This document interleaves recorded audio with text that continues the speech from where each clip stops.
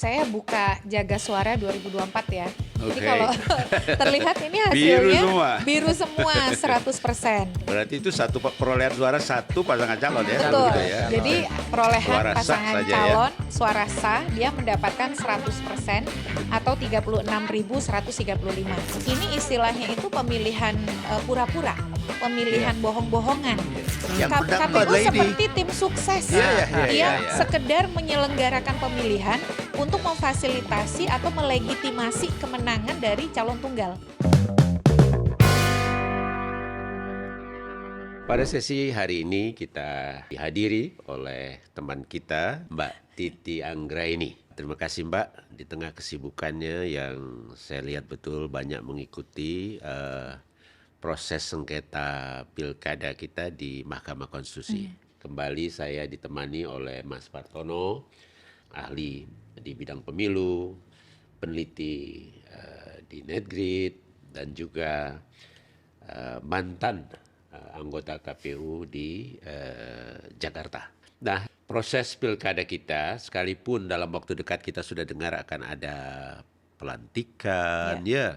Kemudian ada apa tuh namanya, retreat ya ke Magelang, di Pak. Magelang gitu ya. Tapi sebetulnya proses sengketanya masih belum selesai ya, dan masih ada tidak kurang atau persisnya 40 perkara lagi ya, Betul. yang sedang berlangsung minggu ini, dan direncanakan akan ada hasil finalnya sebagai satu putusan Mahkamah Konstitusi di tanggal 24 ya. Betul. Nah, di antara 40 perkara itu, ini ada satu hasil pilkada di satu daerah yang menurut saya agak aneh hasilnya begitu ya. Atau kami menyebutnya anomali, yaitu di kota Banjarbaru ya. Tidak banyak masyarakat Indonesia yang paham betul apa yang terjadi di di Banjarbaru, yang konon kabarnya itu pilkada Banjarbaru itu hanya ada satu pasangan calon, tapi pelaksanaannya tidak menggunakan mekanisme calon tunggal. Apa sih yang terjadi di pilkada Banjarbaru sehingga ini menjadi atensi kita semuanya begitu? Ini kebetulan saya buka Jaga Suara 2024 ya. Jadi Oke. kalau terlihat ini Biru hasilnya semua. biru semua 100%. Berarti itu perolehan suara satu pasangan calon ya, Betul. kalau gitu ya. Jadi perolehan Suara sah pasangan saja ya. calon suara sah dia mendapatkan 100% atau 36.135. Iya. Saya kira saya belum pernah mendengar ya di negara lain ada calon yang mendapatkan skor sempurna 100%. Iya. Perolehan suara Iya, sempurna iya. 100%. Tapi kalau lihat Jaga Suara nih di kota Banjarbaru 100% Iya. calon itu dapat suara. Nah, situasinya adalah pada awalnya di sana ada 2 calon. Iya. Tapi kemudian dilalahnya Iya. calon nomor urut 2 didiskualifikasi. Oke. Undang-undang pilkada kita itu sudah menegaskan, Undang-Undang nomor 10 tahun 2016, kalau ada diskualifikasi yang berdampak hanya tersisa satu pasangan calon saja, maka itu disebut pilkada dengan hanya satu pasangan calon atau populernya pilkada calon tunggal.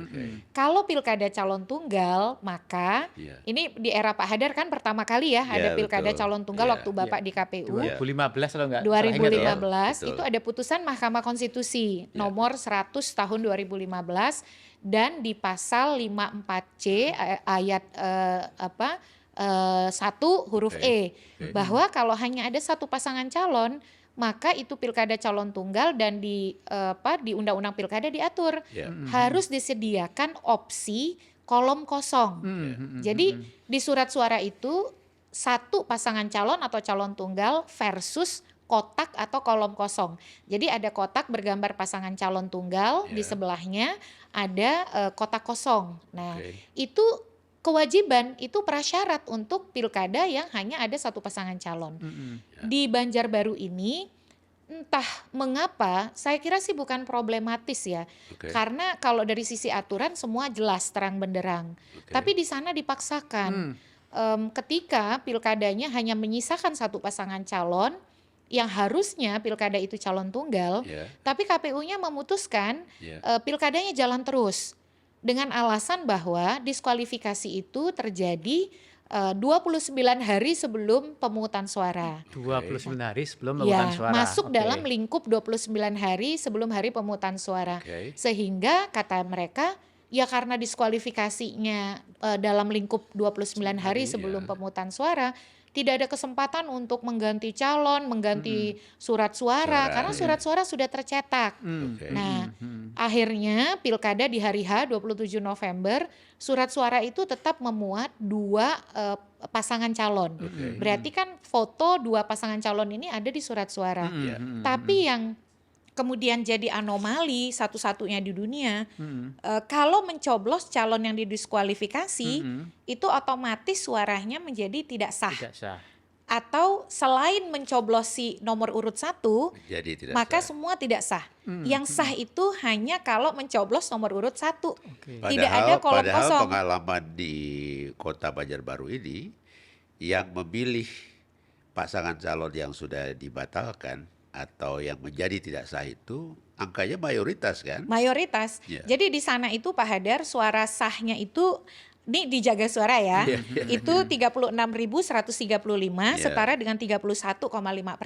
Oke. Nah, suara yang tidak sah itu 78.732 atau setara 68,5%. 2 kali lipat lebih 2 banyak. kali lipat. Problemnya adalah Pak Hadar, kita tidak tahu suara tidak sah ini 68,5% ini semuanya mencoblos nomor urut 2 ataukah ada yang tanda coblos berbeda. Ya. Sebabnya karena tidak disediakan kolom atau kotak kosong sebagai prasyarat pilkada calon tunggal.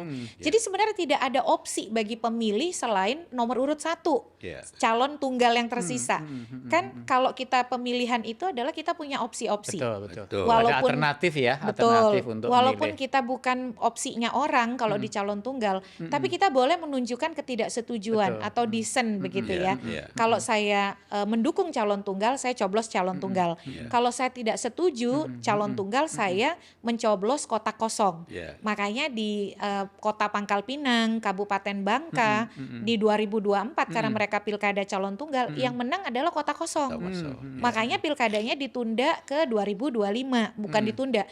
Diulang. Dilakukan kembali ya. Betul, diulang kembali prosesnya di 2025. Nah, di Banjarbaru ini pokoknya suara sah itu hanya kalau coblos nomor urut 1 yang merupakan sisa pasangan calon yang hanya ada 1 itu. Jadi calon tunggal. Wow. Kalau seperti itu, ya seperti itu di mana ya letak asas luber dan jurdilnya Mbak ketika pemilih itu dipaksa untuk milih satu pasangan calon, dia tidak punya kebebasan untuk memilih alternatif yang lain.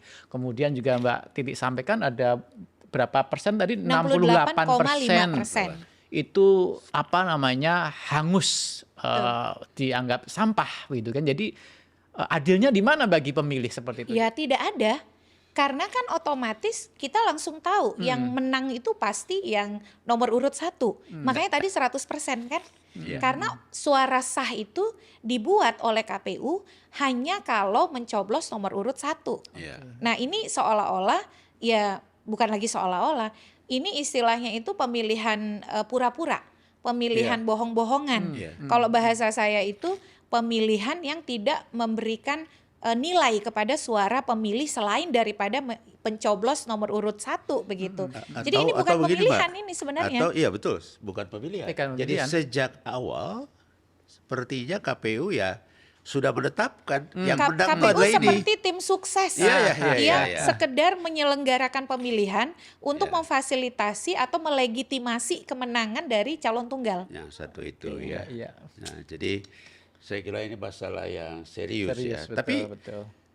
Tapi ini bikin malu kita juga, Pak, sebagai negara demokrasi begitu. Nah, seringkali penyelenggara itu saya perhatikan mereka lihat peraturan pelaksanaannya, PKPU-nya.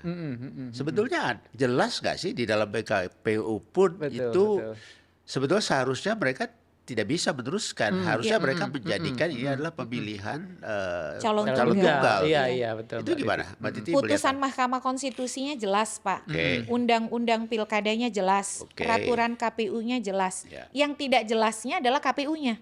Oh, Yang tidak jelas adalah KPU nggak jelas KPU-nya, ini. Bawaslu-nya. Karena harusnya kalau KPU-nya tidak jelas, Bawaslu-nya tugas mengkoreksi dong. betul. Tapi itu betul. semua tidak terjadi. Jadi kita Oke. ini mengalami kelumpuhan Oke. penyelenggara pemilu yang profesional dan mandiri di Banjarbaru. Karena tidak berfungsi. Penyelenggara pemilu yang ada dua ini. Oke. Nah, kenapa kemudian saya katakan jelas?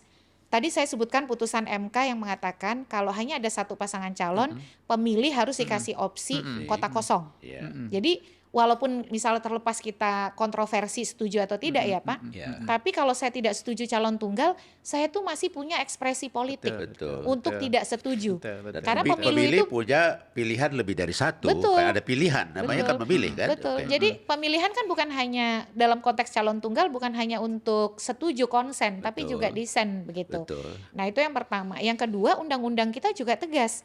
Kalau ada diskualifikasi, lalu hanya sisa satu pasangan calon, itulah yang disebut pilkada calon tunggal. Iya. Nah, berarti harus ada kotak kosong juga. Iya. Ini kan kita seolah-olah dibenturkan pada pragmatisme, ini surat suara sudah tercetak, Ya, sudah betul, terdistribusi. Iya. Kita ini mau serius atau tidak berdemokrasi? Atau kita mau demokrasi dagelan saja gitu. Iya, iya. Kalau saya Pak bahkan berpikir begini, kalau memang kita ingin memenuhi hak politik pemilih Banjarbaru, surat suara yang sudah tercetak itu kan ada dua ya. Iya. Kenapa misalnya KPU tidak progresif tutup yang sebelahnya Betul. dengan kotak kosong? Betul. Jadi dia kosong begitu. Ya, stiker. Stiker dipasang betul Pak, seperti kan ya. bisa dilakukan. Atau ada solusi di pasal 120 Undang-Undang Nomor 6 Tahun 2020. Oke. Jadi kalau ada gangguan, maka bisa dilakukan pemilihan lanjutan. Oke. Jadi Oke. lanjutan itu maksudnya apa? Tahapannya ditunda dulu, nanti kemudian dilanjutkan dengan ketentuan yang sudah diatur. Gangguan ini tidak hanya terbatas pada alam, force major begitu. Iya, bahkan kondisi luar biasa. Oke. Bahkan sudah ada putusan Mahkamah Konstitusi yang Oke. menyatakan jadi bencana alam, bencana non alam, gangguan keamanan, lalu kemudian juga gangguan lainnya. Gangguan lainnya ini sepanjang bukan sifatnya politisasi Oke. atau rekayasa. Nah, ini kan bukan politisasi, bukan rekayasa. Oke. Tapi memang calonnya sisa satu.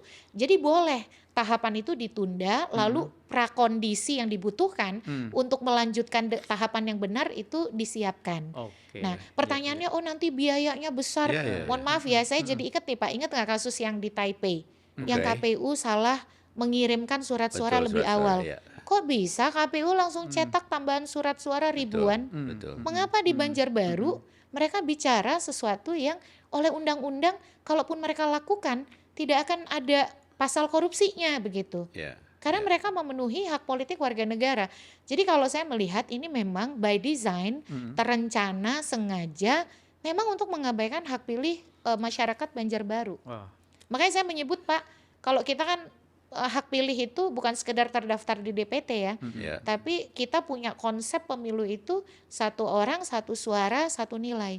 Nah kalau di Banjarbaru berhenti hanya pada satu orang, satu suara, tapi tidak ada nilainya.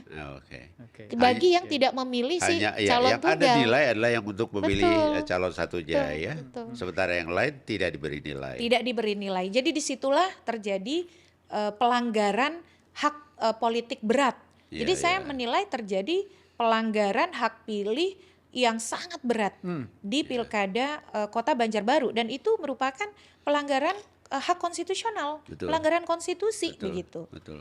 Dari mayoritas pemilih di sana, Iya. yang 68,sekian% tadi. Iya, Ya. Ini dihilangkan kalau tadi konstitusionalnya. diceritakan Bawaslu di sana juga tidak melakukan koreksi. Ngomong-ngomong, Bahkan yang tidak KPU melakukan koreksi KPU Pak, Imam sampai ke Bonjol, yang ke atas-atasnya juga. Itu dia. saya baru Karena mau kan tanyakan. penanggung jawab akhir Ya. untuk pelaksanaan Pilkada tahapan serentak. pemilu kan KPU RI. Betul. Penanggung jawab akhir untuk pengawasan Betul. Bawaslu RI. Iya. Ketika mereka diam, maka mereka menjadi bagian dari skenario permasalahan. ini gitu, skenario jahat sama kalau sekali saya mereka sebut. tidak ada ikut di dalam proses ini. Minimal ketika persidangan, karena saya diminta menjadi ahli dari pemantau pemilu yang sebagai pemohon, tidak ada sikap apapun. Minimal kan kalau mereka punya niat baik, mereka datang memberikan keterangan bahwa itu tidak benar, bahwa apa yang terjadi itu harus dikoreksi. Ketika mereka tidak datang, bahkan menghadirkan orang-orang yang justru dibuat untuk membenarkan perilaku itu, saya menilai ya memang ini skenario jahat yang secara struktural melibatkan penyelenggara pemilu dari atas sampai bawah. Tapi kan minimal yang di bawah itu selalu diposisikan tidak punya pilihan. Ya. Padahal mereka selalu saja berkonsultasi seharusnya, yang di atas melakukan supervisi seharusnya. Bahkan dalam kondisi tertentu, kalau dianggap di bawah itu bertentangan, melanggar, tidak mau melaksanakan, bisa diambil alih. Begitu kan kalau nggak salah ya? Kalau saya mengilustrasikan kalau ini terjadi di eranya Pak Hadar dulu ya, saya yakin ini pasti semua sudah diusulkan untuk dipecat ke DKPP nih Pak. Kalau ada yang memaksakan seperti itu di luar persetujuan RI ya misalnya. Saya sih ketika melihat mereka masih didampingi dan di asistensi luar biasa untuk membela keputusannya, ya saya merasa ini keputusan kolektif. Sesuatu yang menurut saya memalukan bagi kita kan belajar pemilu bukan setahun 2 tahun ya Pak. Kita mempraktikkan pemilu sudah ya di era reformasi sejak 99. Ini Pilpres kita yang kelima, pemilu legislatif kita yang keenam.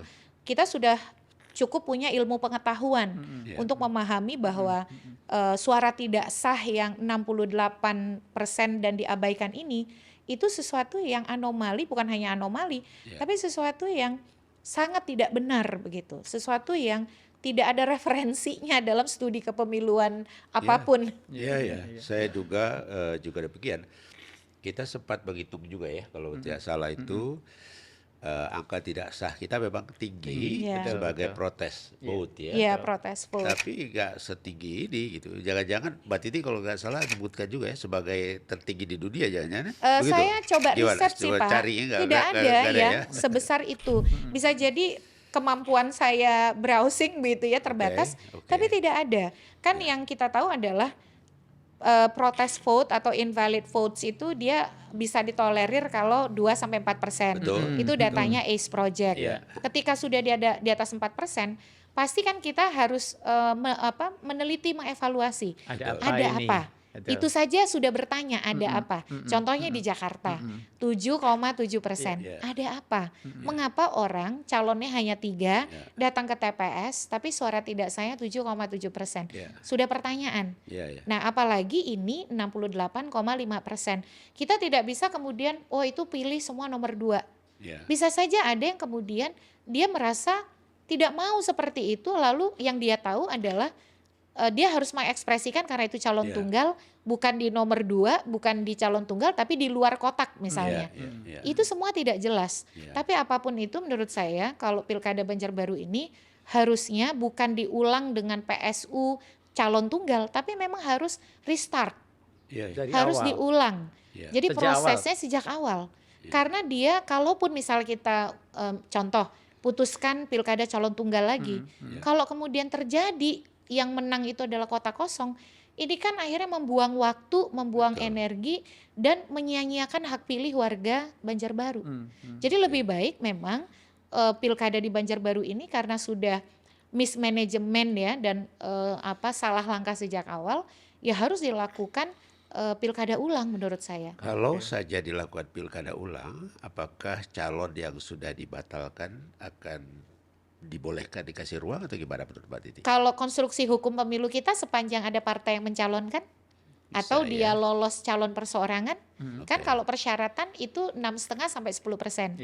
Dan calon yang dibatalkan ini sebenarnya blessing in disguise karena dia dapat tiket akibat ada putusan MK nomor 60 tahun 2024 yang menurunkan syarat pencalonan itu 6,5 sampai 10%. Barulah kemudian di masa pasca putusan 60 dia mendaftar. Tapi kan kemudian situasinya ya seperti kita tahu. Nah, ke depan kalau pilkadanya diulang ya misalnya karena konsekuensi sebenarnya karakternya kan pilkada calon tunggal kemarin Betul, itu. betul. Ya faktanya adalah 68,5% pemilih Banjarbaru tidak memilih calon yang dipaksakan untuk jadi calon sah oleh KPU. Nah, itu faktanya adalah artinya masyarakat tidak setuju. Kalau masyarakat tidak setuju harus dilakukan pilkada ulang gitu.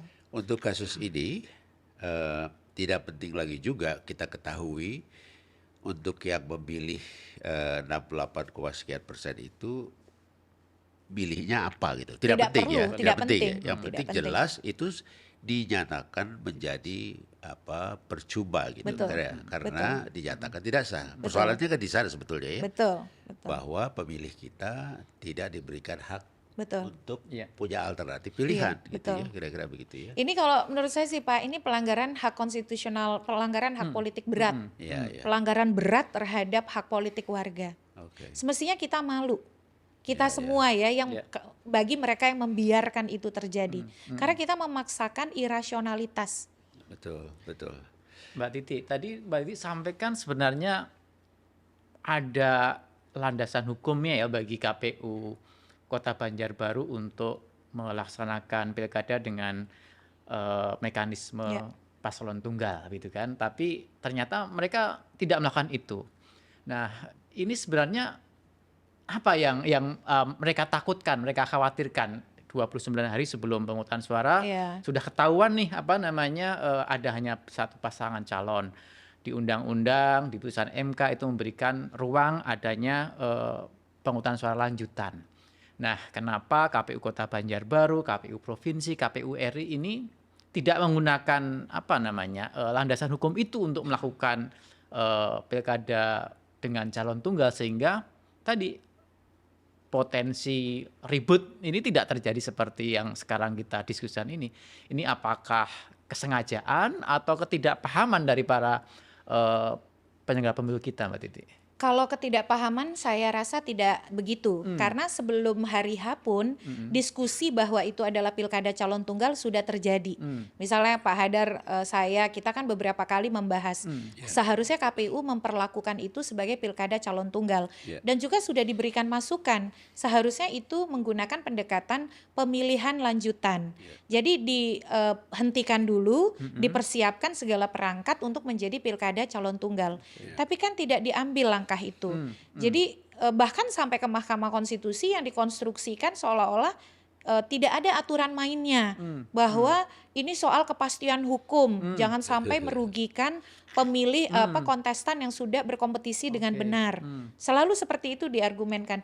Jadi makanya saya setuju tuh dengan Pak Bambang Eka Cahyawidodo. Melayani siapa katanya gitu ya? Iya, melayani siapa? Karena yang diperhitungkan itu jangan merugikan calon yang sudah berkompetisi dengan benar, tapi bagaimana dengan pemilih yang juga harus dilayani hak pilihnya untuk punya hak untuk tidak setuju. Suara rakyat menjadi tidak bebas untuk memilih karena hanya tersedia satu pilihan. Pemilu menjadi tidak adil karena suara yang tidak setuju dan pada calon yang tersisa tidak terakomodasi. Menjadi pertanyaan di sini, KPU melayani siapa sebenarnya? Sebab kalau dibilang melayani rakyat menggunakan hak pilih, nyatanya hak pilih yang digunakan secara benar dan bertanggung jawab justru tidak mempunyai nilai di mata KPU sebagai penyelenggara. Kan oke, nggak apa-apa dia berkontestasi, kita nggak mempersoalkan nih sebagai misalnya orang yang bergelut di isu pemilu. Saya bukan warga Banjarbaru ya. Secara konsep kita tidak mempersoalkan hak nomor urut 1. Tapi yang kita pikirkan adalah hak politik warga yang lain untuk tidak bersetuju dan punya opsi pilihan lain. Nah, kalau saya menilai ada persoalan integritas yang akut di Banjarbaru. Karena kalau persoalan di Banjarbaru kapasitas aja atau di level atasnya, Mbak? Iya, Banjarbaru yang penanggung jawab akhirnya ada di level Kalau penjelasan atasnya. tadi sampai ke atas. Atasnya. Kalau bagi saya sih kita ini ya, kalau MK tuh suka mengatakan begini, legal policy itu tidak boleh melanggar moralitas, tidak boleh melanggar rasionalitas, tidak boleh mengandung ketidakadilan yang intolerable, dan tidak boleh melanggar kedaulatan rakyat. Menurut saya semua kebijakan yang diambil di Banjarbaru sudah memenuhi 4 unsur ini. Melanggar moralitas, melanggar rasionalitas, ya tidak ada legitimasi rasionalitas seperti yang di Banjarbaru, memaksakan suara sah hanya untuk calon tertentu, tidak perlu pemilihan itu, tidak ada election di sana. Makanya tadi saya bilang kan satu suara satu nilai, satu orang satu suara tapi tidak punya nilai. Mengandung ketidakadilan yang intolerable. Tidak bisa ditoleransi itu ketidakadilannya karena sangat nyata terang-terangan, dan yang terakhir ya melanggar kedaulatan rakyat. Jadi sempurna pelanggaran hak politik warganya begitu. Iya, ini sayang sekali memang ya, belakangan kita sering melihat penyelenggara kita ini lebih melayani peserta pemilihannya gitu ya. Padahal yang harus dipikirkan juga pemangku pilihan yang lain, terutama para pemilih ini. Dan ini nyata sekali terjadi di Pilkada Kota Banjarbaru ya, kira-kira begitu ya. Pilkada Kota Banjarbaru Mbak Titi bilang malapraktik ya. Itu kata KBBI. Banyak sekali permasalahan di sana, legitimasi dipertanyakan. Nah, ini masih dalam proses sengketa di MK ya. Kira-kira koreksi apa yang bisa dilakukan oleh Mahkamah Konstitusi agar proses pemilihan kepala daerah di Kota Banjarbaru ini legitimate gitu ya, konstitusional, kemudian juga mendapat dukungan dari warga Banjarbaru begitu, Pak. Ya, saya kira MK selama ini tidak akan membiarkan sesuatu yang jelas-jelas bertentangan dengan konstitusi dan kedaulatan rakyat untuk terjadi. Bahkan MK banyak melakukan terobosan hukum dalam kondisi-kondisi spesifik yang tidak bisa diakomodir oleh hukum positif. Contohnya Pilkada Saburai Jua. Saburai Jua itu kan proses perselisihan hasil di Pilkada sudah selesai, tapi ada kondisi yang disebut MK kondisi spesifik, warga negara asing menjadi pemenang Pilkada, maka dia tabrak itu semua karena yang dia jaga adalah konstitusi dan demokrasi. Makanya kemudian kan pilkadanya diulang di Saburai Jua. Menurut saya Mahkamah harus menggunakan pendekatan yang sama, melindungi konstitusi dan demokrasi, dan kemudian ini kondisi yang spesifik, yang anomali, kalau saya menyebut malah praktik pemilu yang sempurna. Karena tadi melanggar moralitas, bertentangan dengan rasionalitas, mengandung ketidakadilan yang intolerable, dan juga pelanggaran terhadap kedaulatan rakyat. Maka Mahkamah mestinya sudah mudah sekali memutus perkara ini. Sepanjang tidak ada bias kepentingan, ini perkara yang sangat mudah. Bahwa seharusnya Mahkamah memerintahkan dilakukan pilkada ulang atau pemilu ulang untuk Pilkada Kota Banjarbaru. Yang terjadi di Pilkada Kota Banjarbaru ini manipulasi peraturan, manipulasi pemilih dan manipulasi suara pemilih. Gitu. Sempurna. Ini mantap ini. Saya kira itu yang terjadi, dan saya sangat setuju kalau ini diulang di sana itu ya. Mudah-mudahan MK bisa mengabulkan ini ya. Kita lihat ya. Gimana Mas? Silakan. Mbak Titi punya semacam konsep agar kasus pilkada di Banjarbaru ini tidak terulang di pilkada berikutnya. Ini apa yang harus kita perbaiki oleh kita semua sebagai masyarakat sipil, sebagai misalnya penyelenggara pemilu, sebagai pembuat kebijakan agar kasus di Banjarbaru ini tidak terulang lagi begitu. Iya, saya menilai pilkada Banjarbaru itu hulunya adalah pada integritas penyelenggara. Kalau penyelenggaranya berintegritas, ini tidak akan terjadi. Jadi ketika penyelenggaranya bermasalah, serta-merta pemilu pasti bermasalah. Itu sudah rumusnya tuh. Maka yang harus kita benahi pertama kali dalam situasi ini, karena aturan mainnya jelas. Kita tidak punya problem dengan aturan main. Yang kita punya problem adalah pada penyelenggaranya. Ke depan kita punya PR besar soal rekrutmen. Seleksi menjadi penyelenggara pemilu kita. Menurut saya kita harus mencari cara atau metode rekrutmen yang bisa menjauhkan atau minimal meminimalisir pengaruh-pengaruh partisan pada penyelenggara. Dan yang kedua adalah kita harus menagih kepada semua partai politik untuk tidak menggoda dan cawe-cawe.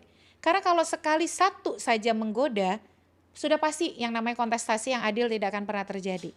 Dan saya kira KPU Bawaslu sebagai penanggung jawab akhir yang RI gitu ya, harusnya kan jadi teladan begitu.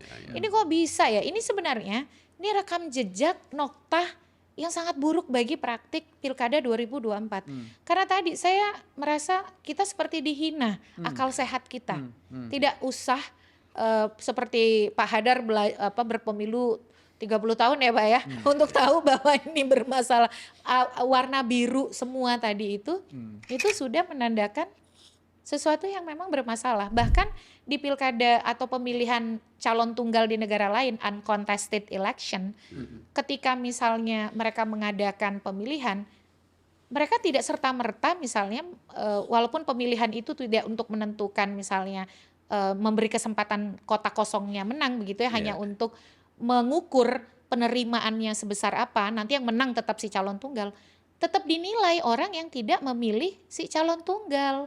Nah kalau kita kan, kita tidak memberi nilai sama sekali kepada suara pemilih, kepada aspirasi pemilih yang berbeda dengan calon tunggal. Jadi kita seperti betul-betul kita ditipu di depan muka kita sendiri gitu. Nah ini yang saya kira jangan sampai kita membiarkan ini, karena ini betul-betul menjadi catatan hitam dalam praktik pemilu Demokrasi, kita. Ya. Gitu Mas Bar. Iya. Gak enak tuh ditipu kita. Ini memprihatinkan Pak Dar. Jadi masalah tadi permasalahan yang mendasar itu adalah integritas penyelenggara pemilu. Betul. Jadi Mbak Titi bilang sisi regulasi sebenarnya sudah oke ya, sudah memberikan landasan yang kuat bagi penyelenggara pemilu untuk melakukan hal yang terbaik bagi masyarakat Indonesia. Tapi kalau udah nggak berintegritas, dicari tuh celah-celahnya itu. Betul. Nah, Nah, ini saya PR kira kita. ini malpraktik yang sangat serius, memalukan. Kalau ini terbiarkan Pak, ini akan direplikasi dan diduplikasi pada perbuatan-perbuatan lainnya. Yakinlah. Betul.